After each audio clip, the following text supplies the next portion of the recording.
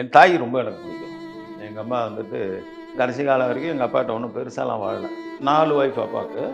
நான் 4வது ஒய்ஃபுக்கு 7வது பையன். எனக்கு கீழே 4 சகோதரி, எனக்கு மேலே 3 சகோதரி, 3 அண்ணன். மொத்தம் 11 பேர் நாங்கள். அப்போ மிக பணக்காரர் தான் அவர். ஸோ அவர் வச்சிருந்த சொத்தெல்லாம் ரொம்ப அதிகம்தான். அப்போ திமுகவில் அவர் ரொம்ப ஒரு ஈடுபாடு அதிகம். ரொம்ப பழக்கம். அந்த கட்சிக்காக நிறைய செலவு பண்ணார். எவ்வளோ செலவு பண்ணாரு தெரியாது. எங்கள் அம்மா சொல்லும், அவ்வளோதான். இப்போ அப்பா நம்பி ஏமாந்து அவ்வளோ அமௌண்ட் கொடுத்துட்டாரா? இப்போ நான் வரும்போது நீ அம்மா சாங் பாடிட்டு இருந்தீங்க. அம்மா சாங் பாடிட்டு இருக்கீங்க. இப்பயும் அம்மா மிஸ் பண்ணிட்டீங்களா? அதாவது தாயோட கஷ்டன்றது பெண்கள் நார்மலாகவே பெண்கள்னாலே கொஞ்சம் நம்மளுக்கு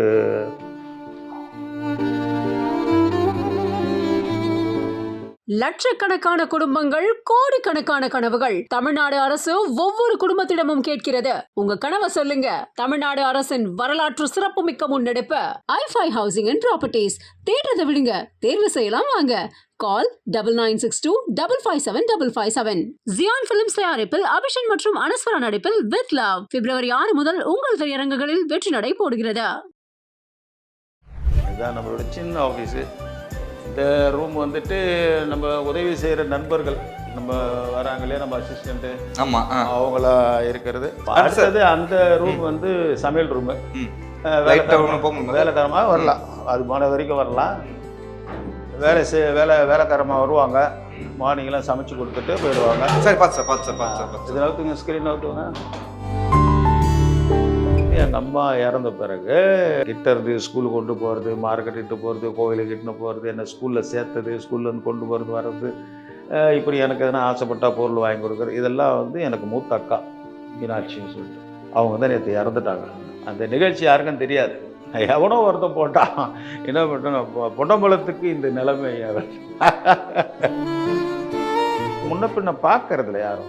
என்னத்துக்காக அவர் இப்படி இருக்காரு போஷில் நிறைய பேர் பார்க்குறேன். நிறைய பேர் ஆர்டிஸ்டெல்லாம் அப்படி போட்டு அசிங்கப்படுத்துகிறாங்க. இன்னும் நடுத்தருக்கு தெருத்துரா பிச்சை எடுக்கிற மாதிரி, இல்லை அவங்க வீட்டில் போயிட்டு நான் வேலை செய்கிற மாதிரியோ, அது எனக்கு அந்த மாதிரி இதில் பார்க்கும்போது எனக்கு ரொம்ப கஷ்டமாக இருக்கும். பாசத்துக்கு அடையாளம் என்ன தெரியுமா? எமோஷ்னலுக்கு அடையாளம் என்ன தெரியுமா? கண்ணில் தண்ணி. அதனால தான் அவங்க போய் அங்கே பார்த்து என்னால் கண்ணீர் சிந்தாமல் இருக்க முடியல. அவங்க பக்கத்தில் நிற்க முடியல லாஸ்ட். ஆனால் ஒரு குடும்பமாக இருந்து அண்ணன், அப்பா, அம்மா, அக்கா, தங்கச்சி உறவுகளோடு இருக்கிறதுலாம் அவங்க ரொம்ப அது எப்படி சொல்கிறதுனே தெரியல. எங்கள் அப்பா சாகும்போது சத்தியம் வாங்கினார், செத்தார். இந்த குடும்பத்தை நீ தான் பார்த்துக்கணுன்னாரு. நானும் சத்தியம் பண்ணிட்டேன். ஆனால் இவ்வளோ பாரம் இருக்கும்னு எனக்கு தெரியாது. சிரிச்சே சொல்கிறீங்க, ஒரு பெயின் இருந்துச்சா? ஏன்னா கொஞ்சம் நெஞ்சம் கிடையாது. நிறைய பேர் சொல்லுவாங்க, அவளை வச்சு படம் எடுக்கணும்னா பார்ட் 10 வரைக்கும் எடுக்கலாம். ஆமாம், ஒவ்வொரு சப்ஜெக்ட் அப்படி இருக்கும்.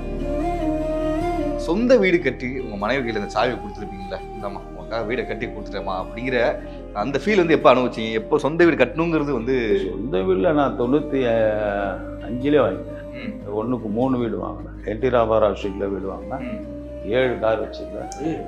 ஆமாம், ஷூட்டிங்கில் எல்லாரும் கேட்பாங்க, என்னப்பா ஸ்டண்ட்டு நடிகர் இப்படி வராரு அப்படின்ட்டு. இன்னைக்கு வரைக்கும் நான் வீடு வாங்கினது, பைக்கு வாங்கினது, வீடு முதற்கொண்டு பைக்கு இடம் எல்லாம் வாங்குறது எங்கள் அம்மா பேரில் தான் வாங்குவேன். என் பேரில் ஒரு அசட்டு கூட கிடையாது, இன்னைய வரைக்குமே கிடையாது. அதாவது இப்போ நம்ம யார் வீட்டுக்கு வந்திருக்கோம் அப்படின்னு பார்த்தீங்கன்னா, இவர் 90s கிட்ஸ்லாம் ரொம்ப ஃபேவரட்டான ஒரு சண்ட் ஆக்டர்னே சொல்லலாம். அது இப்போ பிக் பாஸ் பிரபலத்தில் பயங்கரமாக கலக்கினவருன்னே சொல்லலாம். ஆக்டர் பொன்னம்பலம் அவர் வீட்டுக்கு தான் வந்திருக்கோம். அவங்க கெத்தாக ஃபோன் பேசிட்டு உட்காந்துருக்காரு பாருங்க. சார் வணக்கம். வாங்க வாங்க வாங்க வாங்க வாங்க. எப்படி சார் இருக்கீங்க? நல்லா இருக்கேன். வாங்க சார். இன்னைக்கு உங்கள் வீடை நாங்கள் சுற்றி பார்க்கணும் தான் வந்திருக்கோம்.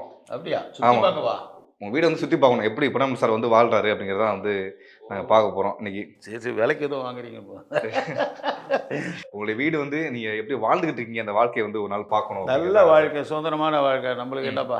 அது இப்போ எங்களுக்காக வீடை காட்ட முடியுமா? நான் நடக்கணும், 2 பேர் பிடிச்சி நடக்கணும், வீல் சேரில் வேலை வரலாமா? உங்களை ரொம்ப கஷ்டப்படுத்த நினைக்கூடாது. அது இதுக்கு தான் வண்டி வாங்கி வச்சுருக்கேன். ஓகே, தென் வாங்க எங்களுக்கு அப்படியே காட்டுங்க பார்ப்போம். எல்லாருக்கும் வணக்கம். இதுதான் நம்மளோட சின்ன ஆஃபீஸு. ஓகே, இதான் உங்களுடைய ஆஃபீஸு? ஆமாம், இதான் உட்காந்து பேசிட்டு யாரா நண்பர்கள் வந்தால் பேசுவாங்க. வரேன். வா, சூப்பர். இந்த ரூம் நம்ம உதவி செய்கிற நண்பர்கள் நம்ம வராங்களே, நம்ம அசிஸ்டண்ட்டு, ஆமாம், அவங்களா இருக்கிறது. எனக்கு இப்போ கூட இருக்கிறது யாருன்னு சொன்னால், எனக்கு டொனேட் பண்ணார் இல்லையா, கிட்னி அவர் தான். அவர் பேர் வந்து ஜெகநாதன். ஓகே. அவர் வந்து அசோசியேட் டைரக்டரா இருக்காரு. இப்போ டைரக்ஷன் பண்ண போறாரு. ஓ, அவர் கிட்னியே வந்து உங்களுக்கு கொடுத்தாரா? ஆமாமா. அது அக்கா பையன் தான். ஓகே. அக்கா பையன், சின்ன அக்கா பையன். அவர் தான் எனக்கு கிட்னி கொடுத்தது. அதுக்கப்புறம் நம்ம அந்த ஸ்டண்ட்ல இருந்ததுனால கொஞ்சம் நம்ம உடம்பு வெயிட்டாக இருந்ததுனால நிறைய நாள் ஹாஸ்பிட்டலில் இருந்ததுனால கொஞ்சம் வெயிட் இருந்தனால சரி கொஞ்ச நாளைக்கு இந்த கால் ஸ்வெல்லிங் லைட் இருக்கு, அதனால கொஞ்ச நாளைக்கு அப்படியே வீல் சேர்ல தான் இருக்கணும். எந்திரிச்சு நடக்க முடியுமா இல்ல? எழுந்து நிற்பேன். நம்ம ஒரு 2-3 ஸ்டெப்பு எடுத்து நிற்கலாம். ஏன்னா ஃப்ராக்சர் ஆயிருக்குல்ல, இன்னும் டேமேஜ் ஆகிடும். ஆமாம், அது ஸ்பைனல் கார்டு ஒரு ப்ராப்ளம் இருக்குது. நான் கொஞ்சம் மலேசியா போயிட்டு வர வேண்டியிருக்கு. மலேசியா போனால் ஒரு 10 to 15 days அட்டன் பண்ணுறது நடக்க ஆரம்பிச்சிடலாம். ஆமாம், அதுக்கப்புறம் ஆமாம் 4 to 5 மந்த்துக்குள்ளே ரன் பண்ண ஆரம்பிச்சிடலாம். ஆமாம், இப்போதைக்கு நம்ம ஆளுக்கு தான் பார்த்துக்கிட்டு இருக்காங்க. எல்லாம் வெளியே போயிருக்க அப்போ தான் வந்தாங்க. 2 பேரும் ஒருத்தராக வந்துகிட்டு இருக்காங்க. எல்லாம் இன்னொருத்தர் டீஃபன் அவங்க போயிருக்காரு. இதுதான் நம்ம கூட உதவிட்டு அப்படியே காட்ட முடியுமா சார்?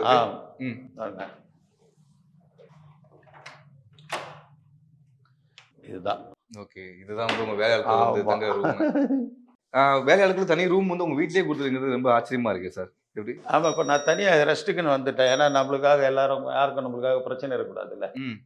ஏன்னா வீட்டில் இருந்தால் என்னன்னா ஒவ்வொரு வாட்டி நம்ம இப்போ ட்ரெஸ் மாற்றுறது கொள்வது, வெளியே போனோன்னா கொஞ்சம் படிக்கட்டில் இறங்கி போனோன்னா ஆள் சப்போர்ட் வேணும். ஏன்னா பையன் வேலைக்கு போயிடுவான். வீட்டில் அவன் தங்கச்சி பொண்ணும் ஒய்ஃபை தான் இருப்பாங்க. அதனால என்னன்னா அவங்களுக்கு தனி வீடு அங்கே எடுத்து கொடுத்தாச்சு. இப்போ இங்கே இருக்கிறது நான் தான். ஏன்னா நம்மளுக்கு எல்லாம் டாய்லெட் பாத்ரூம் போகிறது, குளிக்கிறது, கொள்றதெல்லாம் ரொம்ப சப்போர்ட் வேணும் ஆள். பாடி வெயிட் 100 கிலோ இருக்கலாம். அதனால் அதுக்கப்புறம் இப்போ எக்ஸசைஸ் பண்ணும்போது அவங்கக்கிட்ட இருந்து இப்போ எக்ஸசைஸ்லாம் சொல்லி கொடுத்துட்ருக்காங்க.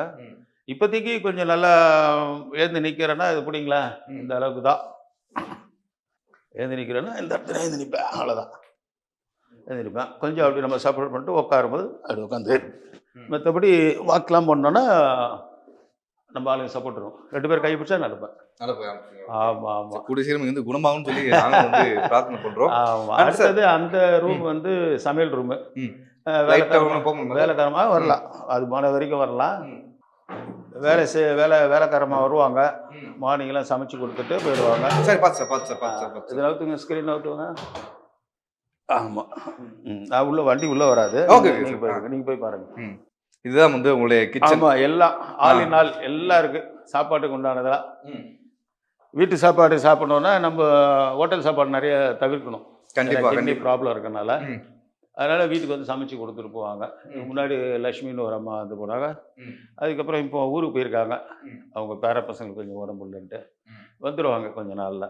சார், இப்போ நடிச்சிட்டு இருக்கும்போது எல்லாருமே சொல்லுவாங்க, சினிமாக்காரங்க மட்டும் உடனே வந்து வீடு கிடைச்சிடாது அப்படின்னு சொல்லுவாங்க. சினிமாவில் மட்டும் வீடுக்கு வேகமாக கிடைச்சாது, வீடும் கிடைச்சாது, பொண்ணும் கிடைச்சாது அப்படின்னு சொல்லுவாங்கல்ல. நீ வீடு தெரிய அலைஞ்ச அனுபவம் இருக்கா? இப்போ இந்த வீட்டுக்காரர் பார்த்தா அவரும் சினிமாக்காரர், அதனால நமக்கு ஈஸியாக போச்சு. இல்லை, ஆரம்ப காலகட்டத்தில் சொல்கிறேன். ஆரம்ப காலகட்டத்தில் இல்லையா, அது எனக்குன்னு இல்லை, எனக்கு முன்காலத்தில் இருக்கவங்களுக்கு அப்படி தான். சிவாஜி எம்ஜிஆர் காலத்தில் இருக்கும்போது இருக்கிறவங்க கூட சினிமானா அவங்களுக்கு வந்து ஒரு சில பேர் ரொம்ப பெருமையாக இருக்கும். சில பேர் என்னென்னா கும்பல் தாசியாக இருக்கும். ஏன்னா இன்னொன்று, எந்த ஒர்க்கை விட நம்ம சினிமா வேலை தான் 9 மணிக்கு முடியிடுவாங்க, 6 மணிக்கு முடியிடுவாங்க, அப்புறம் 2 மணிக்கு அழைச்சிட்டு வரைக்கும் போவோம்.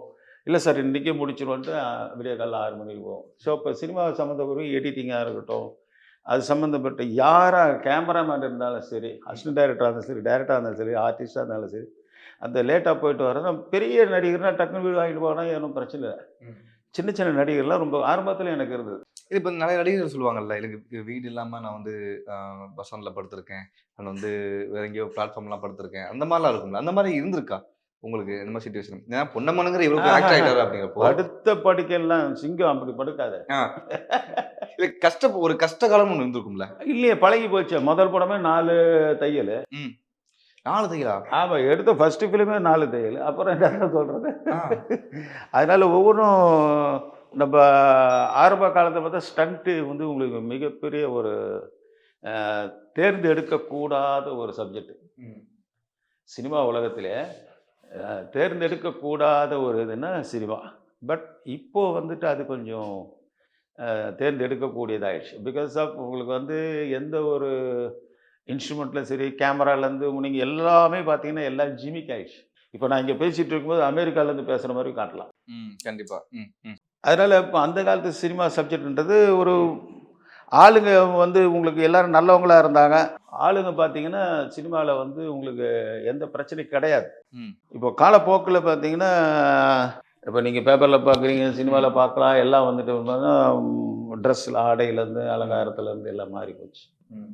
இப்போ நம்ம ஷூட்டிங்லேருந்து வர்றவங்க ஒன்றும் தவறானவங்க கிடையாது தான். இப்போ ஒரு டான்ஸர் இருக்காங்கன்னா, டான்ஸ் பண்ணிட்டு வராங்க. ம். இப்போ நைட் 2 மணிக்கு கால் ஷீட்னா, எத்தனை மணிக்கு வர முடியும் வீட்டுக்கு? கரெக்ட். 3 மணி ஆகிடும். ஸோ விடிய காலைல 3 மணிக்கு வரும்போது, அவங்க என்ன கஷ்டப்பட்டாங்கன்னு அவங்களுக்கு தெரியாது. யார் பப்ளிக்கு. ம். அந்த ஹவுஸ் ஓனர் என்ன பண்ணுவாங்க அவங்கள, "என்னம்மா நீ கண்ட நேரத்துக்கு வர நீ வீட்டுக்கு? வயசு பொண்ணு, கல்யாணம் ஆகாதவ?" அப்படின்னு கேட்பான். அதேமாரி ஒரு இளைஞர்கள், ஒரு அசோசியேட் டைரக்டர், அசிஸ்டன்ட் டைரக்டர்னா பாவம் அவங்களாம். அவங்களுக்கு நேரங்காலம்லாம் கிடையாது. உங்களுக்கு காலையில் 7 மணிக்கெலாம் வர சொல்லிடுவாங்க. நைட்டு 2 மணி வரைக்கும் டிஸ்கஷன் போகும். பெரிய பெரிய படம் பார்த்தீங்கன்னா, உங்களுக்கு டைமே கிடைக்காது. ஆஃபீஸில் படுத்துப்பாங்க. அப்புறம் சில பேர் தான் கொஞ்சம் வீட்டுக்கு வந்து போவாங்க. அப்போ அவங்களுக்கும் என்ன ஆகுதுன்னா, எல்லாமே டீலரும், ஹவுஸ் ஓனருக்கும். மற்றபடி ஹவுஸ் ஓனர்களும், சினிமாக்காரனும் வேறு எந்த பிரச்சனையும் கிடையாது.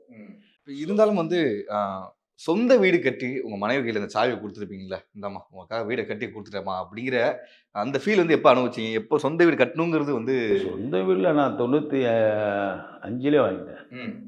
1995ல 1க்கு 3 வீடு வாங்கினேன். என்டி ராமாராவ் ஸ்ட்ரீட்டில் வீடு வாங்கினேன். ம். 7 கார் வச்சுருந்தேன். ஆ. ஆமாம். ஷூட்டிங்கில் எல்லாரும் கேட்பாங்க, "என்னப்பா ஸ்டண்ட் நடிகர் இப்படி வராரு?" அப்படின்ட்டு. அப்ப நீங்க பீக்ல பயங்கரமான பீக்ல போல. இப்போக்கே 4 அசிஸ்டண்ட்டு. ம். டிரைவர் 1, மேக்கப் 1, ம். Costume 1, assistant 1. ம். அப்படியே 4 பேர் இருப்பாங்க. அப்புறம் இப்போ ஸ்டண்ட்லேயே வந்து முதல்ல நான் தான் வந்து கொஞ்சம் லீடிங்காக வந்து இந்த மாதிரி ஒரு ஆர்டிஸ்ட் லெவலில் ஸ்டண்ட்டுக்கு வரும்போது. ம். அப்போ எல்லாம் மேனேஜர்லாம் கேட்பாங்க, "எப்போ உனக்கு சம்பளம் எவ்வளோ? நீ அவங்களாம் கூப்பிட்டு வர." ம். நான் நல்லா இருக்கணும்னா அவங்க நல்லா இருக்கணும் முதல்ல. ம். அவங்க நல்லா இருந்தால் தான் என்ன நல்லா இருக்க வைக்க முடியும். ஸோ நான் தினமும் ஷூட்டிங் வரேன்னா என்னை பராமரிக்கிறது கண்டிப்பாக 4 பேர் வேணும். ம். ஏன்னா அவங்க கேட்குறது என்னன்னா, நல்லா வாட்ட சாட்டமாக வரணும். ம். அதேமாதிரி 2 மணி ஷூட்டிங் முடிச்சுட்டு காலைல 7 மணிக்கு கழிச்சிட்டு சாருன்னுவாங்க. அவங்களுக்கு அந்த டைம் தெரியாது. இப்போ நான்னா அதேமாதிரி கரெக்டாக போனேன்னா காலை கை அமுத்தி விடுவாங்க. ம். அதேமாதிரி மாத்திரை மருந்து கரெக்டாக கொடுப்பாங்க. ம். காலைல டிஃபன் இதுதான் வேணும், அதெல்லாம் வேணும் மறுக்கவே மாட்டாங்க. அதுதான் வாங்கி கொடுப்பாங்க. அந்த மாதிரி தானே என் அசிஸ்டண்ட் கன்னு மாதிரி இருந்தாங்க. நிறைய பேர் 5, 6 பேர் கூட இருந்தாங்க. மேனேஜர் இன்க்ளூடிங்க. அதுக்கப்புறம் கார்லாம் அவங்களுக்கு தனி 2 கார் கொடுத்துருவேன். ம். யார் அசிஸ்டண்ட்டு, மேனேஜரு இவங்களுக்கு தனி 2 காரு, எனக்கு ஒரு காரு, வீட்டுக்கு ஒரு காரு, இப்படி ஒரு 7 கார் வச்சுருந்தேன். ம். ஸோ இது எல்லாமே நல்ல வைபவமாக நல்லா ஷூட்டிங் நல்லா தெளிவாக போயிட்டது. அப்போ தான் சிஸ்டர் மேரேஜ் கிரேஜ் எல்லாம் தாராளமாக நடந்தது. அதில் எல்லாம் முக்கியமாக சொல்லப்போனால் விஜயகாந்த் சார்லாம் நம்மளுக்கு அந்த நேரத்தில் நல்லா கை கொடுத்தாங்க. அவர் மட்டும் இல்லை, தட் மீன்ஸ் சினிமா நடிப்பில் ரஜினி, கமல் சார், ரஜினி சார், இப்போ மற்றபடி விக்ரம், அர்ஜுன் சார், எல்லாருமே விஜய், அஜித் எல்லா படம் பண்ணிட்டேன் நான்.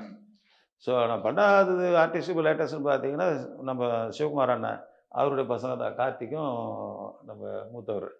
இந்தியாவில் இருக்கிற அத்தனை சூப்பர் ஸ்டாரோட அந்த பக்கம் பார்த்தீங்கன்னா இவர் ஹிந்தியில் வந்து தர்மேந்திரா, அமிதாப் பச்சன், ம். அப்புறம் மம்முட்டி, மோகன்லால், விஷ்ணுவர்தன், அம்பரீஷ். ம். ஸோ கர்நாடகத்தில், தெலுங்கில் பாலகிருஷ்ண சார், சிரஞ்சீவி சார், தமிழில் கமல் சார், ரஜினி சார். ம். ஸோ 5 லாங்குவேஜில் இருக்கிற சூப்பர் ஸ்டார்டும் பண்ணியாச்சு. விஜய் சாந்தி பார்த்தீங்கன்னா கூட அவங்களோட நடிச்சிருக்கேன். ம்.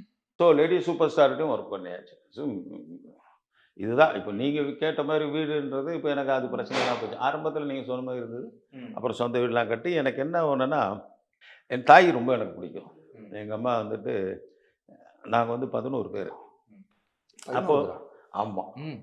அதனால் அவங்க வந்து கடைசி காலம் வரைக்கும் எங்கள் அப்பாட்ட ஒன்றும் பெருசாலாம் வாழல. அவங்க வந்துட்டு பிள்ளைய பெற்றுக்கிறதோ, பிள்ளை பராமரிக்கிறதும், இப்படியே சொந்தம் பந்தம் இப்படியே பார்த்துட்டு தான் தவிர, ஒரு பார்க்கு, பீச்சோ, சினிமாவோ எங்கள் அப்பா அம்மா போனதை நான் பார்த்தது கிடையாது. சரியா? அப்போ அந்த காலத்தில் அவங்களுக்கு எப்போ கேட்பாங்க, "என்னடா வாழ்க்கை வாழ்ந்துட்டேன்டா ஏதோ" அப்படிம்பாங்க. சரிம்மா உனக்காக, ஏன்னா அப்போ மிக பணக்காரர் தான் அவர். அவர் ஒன்றும் ஏழை கிடையாது. அதுக்கப்புறம் தான் கொஞ்சமாக சினிமா வந்து கிட்டத்தட்ட 10% தான் உருப்பட்டுருக்காங்க. மிச்சம் எல்லாம் நடுத்தருதா. அந்த மாதிரி. அப்போ வந்து ப்ரொடக்ஷன் எக்ஸிக்யூட்டிவ் வாகினி. ஸோ அப்போ இருக்கிற லீடிங் ஆர்டிஸ்ட்லாம் எல்லாருமே வந்து ஜெயலலிதா அம்மா, எம்ஜிஆர், சிவாஜி, பத்மினி, ராகினி, ரூபினி எல்லாம் டோட்டல் எல்லா ஆர்டிஸ்ட்டுக்கும் வந்து அவர் தான் மேனேஜர். சைன் போட்டு செக்கை கொடுப்பாங்க. அப்போ எல்லாரும் நல்லா பழக்கமாக இருக்கும். அதேமாதிரி வாகினி ஸ்டுடியோவில் அவர் தான் இன்சார்ஜ். டோட்டல் ஸ்டுடியோக்கே அவர் தான் இன்சார்ஜ். அண்ட் ராமநாயுடு ஆல்சோ அவங்களுக்கும் மேனேஜராக இருந்தார். ஸோ 2 இது ராமநாட்டி ஸ்டுடியோ அவர் இங்கே. அப்போ வந்து தமிழ், தெலுங்கு, மலையாளம், கன்னடா, ஹிந்தி எல்லாமே இங்கே தான். சென்னையில் தான் ஃபுல்லாக பிஸியாக இருந்தது. அதுக்கப்புறம் ஒவ்வொருத்தர் யூனியன் தனியாக பிரிச்சுக்கிட்டு தெலுங்கு யூனியன், தமிழ் யூனியன், ஹிந்தி, மலையாளம், கன்னடம் தனியாக பிரிஞ்சு போயிட்டாங்க. ஸோ அவர் வச்சிருந்த சொத்தெல்லாம் ரொம்ப அதிகம்தான். அப்போ வந்து திமுகவில் வந்து அவர் ரொம்ப ஒரு ஈடுபாடு அதிகம். ரொம்ப பழக்கம். அந்த கட்சிக்காக நிறைய செலவு பண்ணார். எவ்வளோ செலவு பண்ணாரு தெரியாது. எங்கள் அம்மா சொல்லும் அவ்வளோதான். நமக்கு ஒன்றும் தெரியாது. ஸோ கட்சின்னு எல்லாருக்கும் வரவங்களாம் அள்ளி கொடுப்பாரா, ஸ்டுடியோலேருந்து வரவங்களெல்லாம். இப்போ அப்பா வந்து நம்பி நம்பி ஏமாந்து அவ்வளோ அமௌண்ட் கொடுத்துட்டாரா அப்படி இல்லை. எங்கள் தோட்டத்தில் தான் பூலாம் வந்து பிராட்வேக்கு போகும். பூந்தமல்லின்னு சொல்கிறாங்க, அதான் சொந்த ஊர். எங்ககிட்ட லாரி கீரி காரு கீரு எல்லாம் இருந்தது. கிட்டத்தட்ட 1000 கல்யாணம் பண்ணி கொடுத்துருக்காரு. ஆமாம். அதுக்கப்புறம் என்னாச்சுன்னா இந்த சினிமா இங்கே கொஞ்சம் அதிகமாகி கட்சியில் கொஞ்சம் இருந்தார். கொஞ்சம் எல்லாருக்கும் கொஞ்சம் கேட்குறவங்களாம் கொடுக்குற மாதிரி 1000 கல்யாணம்னா பாருங்கள், தாலி எடுத்து கொடுத்துருக்காரு. 1000 தாலி எங்கள் அம்மா கையால் கொடுத்துருக்காங்க. ஸோ அந்த அளவுக்கு வந்து அவர் பெருமையாக. அதே மாதிரி கல்யாணம் கூட சரி 4 ஒய்ஃப் அப்பாவுக்கு. அந்த 4 ஒய்ஃபுக்குமே வந்து பத்திரிக்கை அடித்து தான் கல்யாணம் பண்ணாங்க. சும்மா கீப் மாதிரி வச்சுக்கிறதோ அந்த மாதிரி கிடையாது. நான் 4வது ஒய்ஃபுக்கு 7வது பையன். எனக்கு கீழே 4 சகோதரி, எனக்கு மேலே 3 சகோதரி, 3 அண்ணன். மொத்தம் 11 பேர் நாங்கள். நாங்கள் 4th ஒய்ஃபுக்கு. 3rd ஒய்ஃப்ன்றவர் இப்போ இருக்கார். அவர் பேர் அம்பலம். அவர் வந்து film editor plus producer and director and ஃபுல்லாக பாம்பேல செட்டில் ஆயிருந்தார். இப்போ தான் கொஞ்சம் மெட்ராஸ் பக்கம் வந்து ஒரு 10 வருஷம் தான் ஆகுது. அவர் இந்த பக்கம் இருக்கார். மூத்தவர் வந்து அவர் எடிட்டர், ஃபிலிம் எடிட்டர். எங்கள் ஃபேமிலி எங்களுக்கு டோட்டலாக பார்த்தீங்கன்னா எங்கள் மாமா சந்திரன் எடிட்டர், பஞ்ச அருணாச்சலம் கம்பெனியில் அவங்க எடிட்டராக இருந்திருக்காங்க. அடுத்தது முத்துக்குமாரசுவாமி, முத்து அம்பலம், அவர் ஃபிலிம் எடிட்டர். வாழ்க்கை அப்படின்னு ஒரு படம் சிவாஜி படம் வந்து சங்கிலி. நான் அந்த படத்தில் கூட வந்து அசிஸ்டண்ட்டாக ஒர்க் பண்ணியிருக்கேன். அப்போ ஒன்றும் காசு ஒன்றும் அப்படி அழிக்கலை, ஒன்றும் இது பண்ணல. என்னன்னா அவங்க பிரதர்ஸ்குள்ளே கொஞ்சம் ஏதோ பிரச்சனை ஆயிடுச்சு. அவர் சடைப்பன் நாயக்கர் சொல்லிட்டு அவர், எங்கள் அப்பா கணபதி நாயக்கர். ஆமாம், என்னையும் பொன்னம்பல நாயக்கர் தான் கூடுவார் எங்கள் அப்பா. ஸோ அவங்களோட சூழ்நிலை என்ன சூழ்நிலை சின்ன வயசில் எனக்கு தெரியாது. காரு கீரு எல்லாம் இருந்தது. எல்லாரையும் நல்லபடியாக கல்யாணம் பண்ணி எல்லாம் காப்பாற்றி தான் இருந்தார். நடுவில் ஏதோ ஒரு படம் எடுக்கணும்னு சொல்லிட்டு ஆர்வக்கோளாறுல ஒரு படம் எடுத்தார். அவங்க என்ன டிஸ்கோ சாந்தியுடைய ஃபாதர் இருக்கார் இல்லையா, அவங்கள வச்சு படம் எடுத்தார். அது பாதியிலே நின்றுச்சு கேள்விப்பட்டேன். மற்றபடி அவங்க பிரதருக்குள்ளே ஏதோ தகராறு ஆயிடுச்சு. 65 வருஷம் முன்னாடி மேலே புந்தமல்லியில் இடம்லாம் விற்றுட்டு இங்கே வந்துட்டாங்க, சென்னை வந்துட்டாங்க. ஸோ அம்மா மேலே எனக்கு என்ன உயிர்னா, இத்தனை பேரை பெற்றுட்டு அவங்களுக்கு ஒரு சுகம், பெரிய சுகம்ன்றது சுற்றி காட்டுறதோ ஒரு கோயில் குளம்ன்றதோ இல்லாமல் இருந்தது. அதுக்கப்புறம் தான் நான் கொஞ்சம் ஆளாகி இதுதான் ஒர்க் பண்ண ஆரம்பித்தேன். கொஞ்சம் காசு நல்லா வந்த உடனே எடுத்துகிட்டு எல்லாரையும் கோயில் குளமாக சுற்ற ஆரம்பித்தேன். அப்போ அவங்களுக்கு ரொம்ப பெருமையாக போச்சு. நீ தாண்டா இப்படா ஆனால் எங்கள் அப்பா சாகும்போது சத்தியம் வாங்கி தான் செத்தார். இந்த குடும்பத்தை நீ தான் பார்த்துக்கணுன்னாரு. நானும் சத்தியம் பண்ணிட்டேன். ஆனால் இவ்வளோ பாரம் இருக்கும்னு எனக்கு தெரியாது. சொல்கிறீங்க, ஒரு பெயின் இருந்துச்சா உங்களுக்கு? ஏன்னா கொஞ்சம் நெஞ்சம் கிடையாது. நிறைய பேர் சொல்லுவாங்க அவளை வச்சு படம் எடுக்கணும்னா பார்ட் 10 வரைக்கும் எடுக்கலாம். ஆமாம், ஒவ்வொரு சப்ஜெக்ட் அப்படி இருக்கும். இன்னைக்கு வரைக்கும் நான் வீடு வாங்கினது, பைக்கு வாங்கினது, வீடு முதற்கொண்டு பைக்கு இடம் கிடம் எல்லாம் வாங்குறது எங்கள் அம்மா பேரில் தான் வாங்குவேன். என் பேரில் ஒரு அசட்டு கூட கிடையாது. இன்னைய வரைக்குமே கிடையாது. இத்தனை வருஷம் ஆகுது, இன்னைய வரைக்கும் கிடையாது. அவங்க சைடில் தான் வாங்குவேன். ஒரு கல்யாணம்னு வரும்போது ஒரு கொஞ்சம் ஏறும் வேற, அதை விற்றுட்டு திருப்பி அதை கல்யாணம் இப்படியே போயிடுச்சு. ஆரம்பத்தில் வந்து எந்த வேலைக்கு போகணும்னு தெரியாமலாம், அப்புறம் ஏர்ஃபோர்ஸ்லாம் போட்டு செலக்ட் ஆகிட்டு நான் போகலை. அதுக்கப்புறம் இங்கே நம்ம வெங்கீஸ்வரர் கோவில் அங்கே பார்த்தீங்கன்னா, அங்கே தான் நான் வளர்ந்தது. கிட்டத்தட்ட அந்த கோயிலில் பந்தம் தூக்குறதுக்கு 25 காசு. அந்த ₹1 4 வகுத்தா இருக்குது. அந்த 25 காசு தான் ஒரு நாள் சம்பளம் எனக்கு. ஸோ காலையில் அந்த வேலைக்கு போக ஆரம்பித்து, அதுக்கப்புறம் மார்க்கெட்டுக்கு போய் நெல்லிக்காய், சாப்பிட்ற ஐட்டங்கள்லாம் இருக்குல்ல, சின்ன சின்ன ஐட்டங்கள், கேரட்டு அதெல்லாம் எடுத்து நான் ஒரு கால்னா அதான் 25 காசு இல்லை 50 காசு அதிகபட்சம் பேக்குள்ளே வாங்கிட்டு போயிடுவேன். ஸ்கூலுக்கு போயிட்டு ஸ்கூல் பசங்கிட்ட விற்றுருவேன். ஸோ வீட்டுடைய பொறுப்புகள் அப்போயே எனக்கு வந்துருச்சு. ஸோ போக போக எங்கள் அம்மாவோட அவங்கள வந்து ரொம்ப அழகாக அவங்கள பார்த்துக்கணும் அப்படின்ற ஒரு எண்ணங்கள் இருக்குது. ஏன்னா இத்தனை பேரை பெற்றெடுக்கிறது எவ்வளோ கஷ்டம், இத்தனை பேர் வளர்க்குறது எப்படி கஷ்டம், இவங்களெல்லாம் கல்யாணம் பண்ணி கொடுக்கணும்னா அவங்க வந்து தெரியல அந்த காலத்தில். ஏதோ பிறந்துருச்சு அப்படின்னு சொல்லிட்டாங்க தவிர ஹாஸ்பிட்டலில் போக பயம். பட் பெற்றுட்ட பிறகு என்னடா இது இப்படி ஒரு சூழ்நிலை, அப்படி யாரா நம்மளை காப்பாற்ற போகிறாங்கன்னு போது, ஸோ ஆண்டவன் அவங்கள கைவிடல. என்னை பெற்றதுனால அவங்களுக்கு வந்து அப்போ செய்யக்கூடிய வேலையாக கிட்டத்தட்ட பாரத்தை நான் குறைச்சிட்டேன். இப்போ நான் வரும்போது வந்து நீங்க அம்மா சாங் பாடிட்டு இருந்தீங்க. அம்மா சாங் பாடிட்டு இருந்தீங்க. ஆமா. உங்க வயலேருந்தே வந்து அந்த சாங் தான் வருது அம்மா சாங். இப்பயும் அம்மா மிஸ் பண்ணிட்டீங்களா? ஐயோ சொன்னால் அழுதுருவா.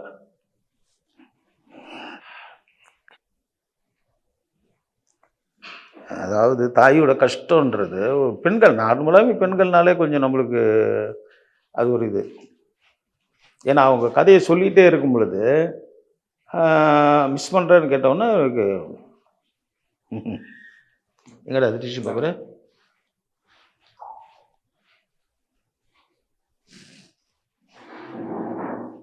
எனக்கு அம்மா ஸ்தானமாக இருந்து எங்கள் அம்மா இறந்த பிறகு எனக்கு ஒரு அம்மாவாக வந்து இருந்தவங்க என்னுடைய சகோதரி, மூத்த சகோதரி மீனாட்சி, மீனா குமாரின்னுவாங்க. அப்போ ரொம்ப நல்ல அழகாக இருப்பாங்க. அவங்கள வந்து படம் வந்து இந்த படம் கூட முள்ளும் மலரும். அதுக்கு முன்னாடியே வந்து படங்கள்லாம் வந்து கூப்பிட்டாங்க. எங்கள் அப்பா சினிமாவில் இருந்தனால எங்கள் வீட்டில் லேடிஸ்லாம் வந்து வேலைக்கு போக மாட்டாங்க, சினிமா வேலை. எல்லாருமே வந்து ஃபிலிம் எடிட்டராக இருந்தாங்க, எல்லாம் பண்ணாங்க தவிர நடிகராக தவிர லேடிஸ் வந்து ஒர்க் பண்ண மாட்டாங்க. அப்போ என்னை கிட்ட இருந்து ஸ்கூலுக்கு கொண்டு போகிறது, மார்க்கெட் இட்டு போகிறது, கோவிலுக்கு இட்டுன்னு போகிறது, என்னை ஸ்கூலில் சேர்த்தது, ஸ்கூல்லேருந்து கொண்டு போகிறது வர்றது, இப்படி எனக்கு எதனா ஆசைப்பட்டா பொருள் வாங்கி கொடுக்குறது, இதெல்லாம் வந்து எனக்கு மூத்த அக்கா மீனாட்சின்னு சொல்லிட்டு. அவங்க வந்து நேற்று இறந்துட்டாங்க. இப்போ நீங்கள் ஒரு சின்ன இதில் பார்த்துருப்பீங்க, எல்லா இடத்துலையும் கொஞ்சம் இப்போ பப்ளிசிட்டி ஆகிருக்கும். அந்த நிகழ்ச்சி யாருக்கும் தெரியாது. எவனோ ஒருத்தன் போட்டான், என்ன பண்ணுறோம் பொன்னம்பலத்துக்கு இந்த நிலைமை.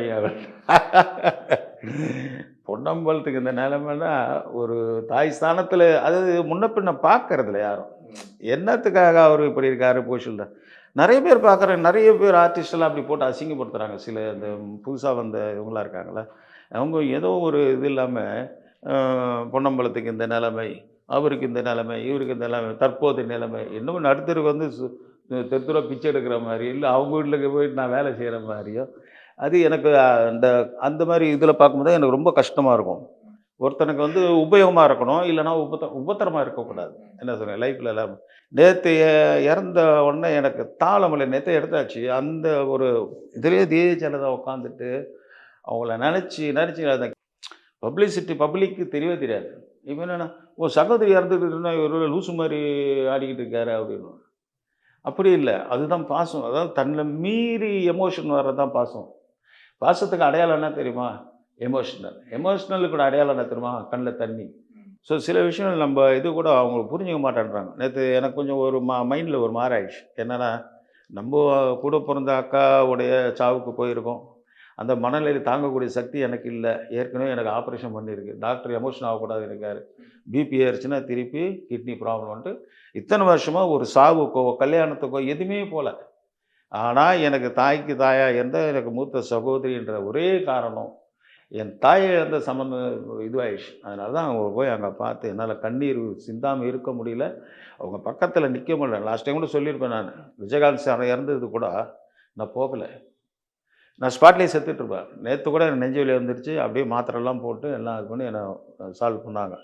இல்லைன்னா நேற்று கூட நான் அப்படியே டைரெக்டாக ஹாஸ்பிட்டலில் தான் அட்மிட் ஆகிருப்பேன். அந்த நிலமை மற்றவங்களுக்கு தெரியாது. ஏன்னா பைத்தியக்காரனா அப்படின்ட்டு. இப்போ நான் டான்ஸ் மாஸ்டர் கூட ஒருத்தர் அவங்க அம்மா மேலே எவ்வளோ பாசங்க, அதெல்லாம் பார்க்கும்போது எனக்கு கஷ்டமாக இருந்தது. அதுதான் உணர்வு. ஸோ இந்த இளைஞர்கள்லாம் நம்ம கூட எல்லாமே 2 போதும், 1 பெற்றுக்கிறாங்களே, அவங்களாம் அது கஷ்டம் தெரிய மாட்டேது. ஆனால் ஒரு குடும்பமாக இருந்து அண்ணன், அப்பா, அம்மா, அக்கா, தங்கச்சி உறவுகளோடு இருக்கிறதுலாம் ரொம்ப அது எப்படி சொல்கிறதுனே தெரியல. இன்றைக்கி ஒரு இதில் பார்த்தா பொன்னம்பலத்தின் தற்போதைய நிலைன்னு போகிறேன். தற்போதைய நிலை யாருக்கிட்ட பிச்சை எடுத்துகிட்டு இருக்கேன், என் வீட்டில் போய் நிற்கிறேன். ஏதோ ஒன்று அன்றைக்கி என்ன பப்ளிசிட்டி வரணும், யூடியூப்பில் ஏதோ ஒன்று வரணும் அப்படின்ட்டு பண்ணிட்டு சில பேர்லாம் ரொம்ப மன கஷ்டமாகுது. ஏன்னா டாக்டர் தான் அட்வைஸு போகக்கூடாது. ஏன்னா ஒரு சாவில் போகும்போது இன்ஃபெக்ஷன் நிறையா ஆகும். ஏன்னா கிட்னி ப்ராப்ளம் மாற்றிருக்கு, ஃபுல்லாக மாற்றிருக்குனால நான் தான் ஆரம்பத்தில் சொன்னேன், என்னோடய மைத்துனர் தான் கொடுத்தார். ஸோ அந்த கிட்னி இருக்கிறதே இப்போ ஒரு கிட்னி தான். இப்போ நீங்கள் 4 இட்லி சாப்பிட்றீங்க, நான் 2 இட்லி தான் சாப்பிடணும். ஸோ இன்றைக்கி இருக்க கண்டிஷன். ஸோ பொன்னம்பலன்றது எவ்வளோ வந்து வளர்ந்தது, எவ்வளோ கஷ்டப்பட்டார். நான் எனக்கு பேக்ரவுண்டில் நான் யாரெல்லாம் காப்பாற்றினேன், எத்தனை நண்பர்களை காப்பாற்றினேன், எத்தனை பேருக்கு இலவசமாக என்னென்ன கொடுத்தேன்னு அது நம்ம சொல்லிகிட்டு இருக்க தேவையில்லை. எனக்கு அது அவசியம் கிடையாது. ஏன்னு சொன்னால் ஆண்டவர் என்ன கொடுத்துட்டே இருக்கான். டெய்லி ஒரு சட்டை போடுற, அது நினச்சா பார்த்து போடுற. ஆனால் உங்களுக்கு அழகு சேர்க்குது வெளியே போனால் வந்தால். அது என்னைக்கு நினச்சி பார்க்குறியா? நீ எட்டுன்னு வந்து அழுக்குன்னு சொல்லி தூக்கி போட்டு போயிட்டே இருக்க. அப்படி இல்லை லைஃபு. ஒவ்வொருத்துக்கும் அர்த்தம் இருக்குது. ஒரு ஃபேவர் பண்ணும். அதாவது பிக் பாஸே உங்களை பார்த்துருக்கேன். நல்லா பாடக்கூடிய ஆள் நீங்கள். இதில் பிக் பாஸ்லேயே நான் பார்த்துருக்கேன், நல்லா சூப்பராக பாடக்கூடிய ஆள். எனக்காக நான் வரும்போது அந்த ஹம்மிங் பண்ணிட்டே இருந்தீங்க ஒரு பாட்டு, அம்மா பாட்டு, அந்த பாட்டை மட்டும் பாடுங்களேன். எனக்கு வரிகள் தெரியாது. வரிகள் வந்து எனக்கு கரெக்டாக பண்ணீங்க. ம் கரெக்டாக பண்ணீங்க. லிரிக்ஸ்லாம் கரெக்டாக இருந்துச்சு. நான் எப்போ முன்னாடிட்டு இருக்கிறது அரரிராரோ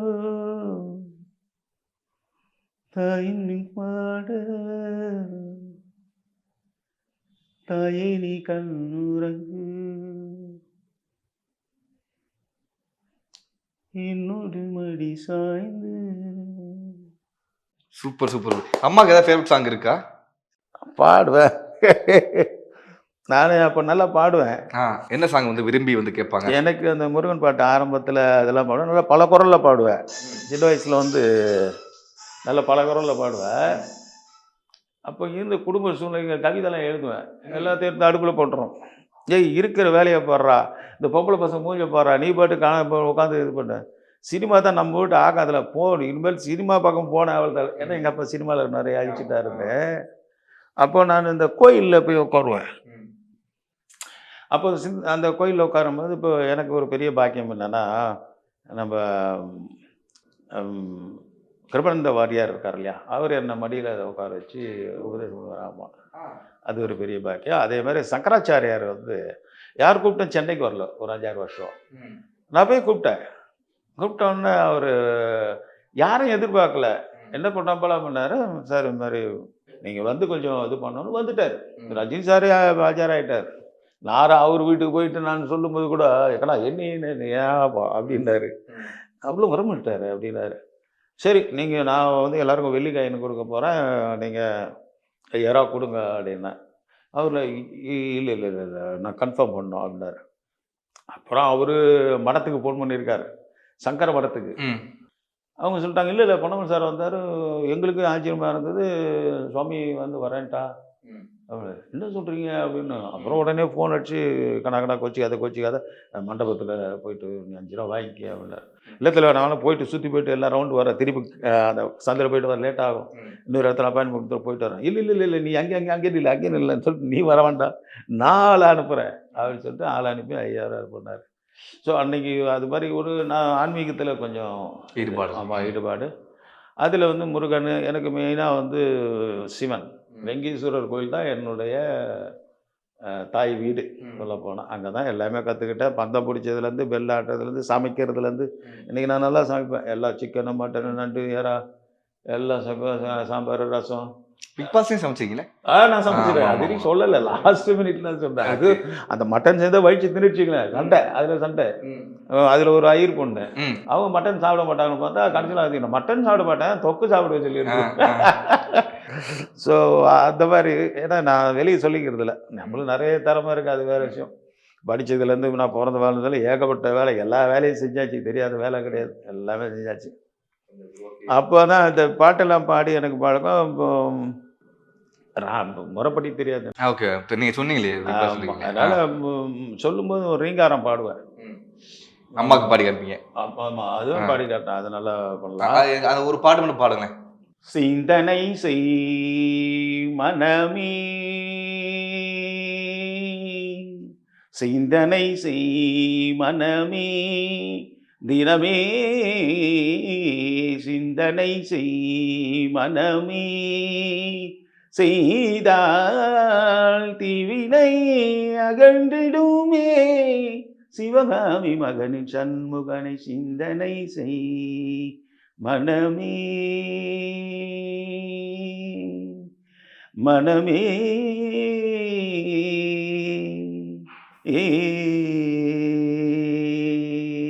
தொண்டவு சரியில்லை, அதனால. சூப்பரா, நல்லா இருந்துச்சு. லட்சக்கணக்கான குடும்பங்கள், கோடிக்கணக்கான கனவுகள். தமிழ்நாடு அரசு ஒவ்வொரு குடும்பத்திடமும் கேட்கிறது, உங்க கனவை சொல்லுங்க. தமிழ்நாடு அரசின் வரலாற்று சிறப்புமிக்க முன்னெடுப்பு i5 ஹவுசிங் அண்ட் ப்ராப்பர்ட்டிஸ். தேடுறதை விடுங்க, தேர்வு செய்யலாம் வாங்க. கால் 9962557557. ஜியான் பிலிம்ஸ் தயாரிப்பில் அபிஷன் மற்றும் அனஸ்வரா நடிப்பில் வித் லவ் February 6 முதல் உங்கள் திரையரங்குகளில் வெற்றி நடை போடுகிறது.